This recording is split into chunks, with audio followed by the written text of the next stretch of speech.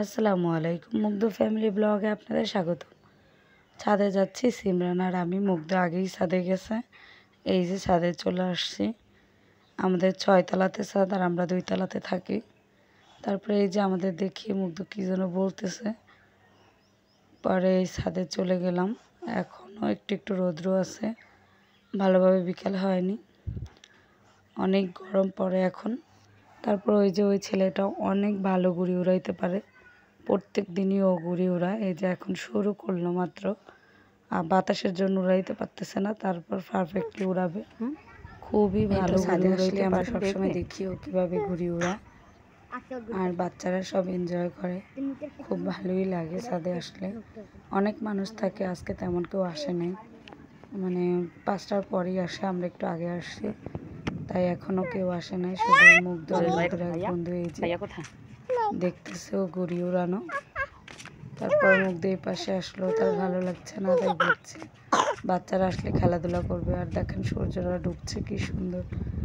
এখনও সূর্যের আলো আছে, কারণ ভালোভাবে বিকেল হয়নি।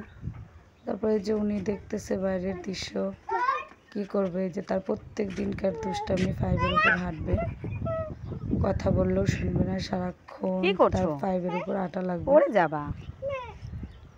এটাই কি সে অনেক এনজয় করে, কারণ তার বয়সী বাচ্চারা খুবই কম, তারা খেলেও না, তাই তিনি এভাবেই দুষ্টামি করে সবসময়। ওই যে একটা মাঠ দেখা যাচ্ছে, এখানে অনেক খেলাধুলা হয়, কালকে একটা টুর্নামেন্ট হয়েছে, ছাদ থেকেই দেখা যায়।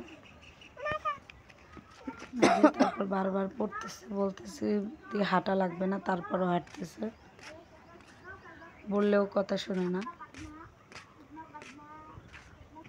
আমি আবারও দেখলাম যে ও হাঁটতেই আছে, বারবার পরে আবার হাঁটে, বারবার পরে।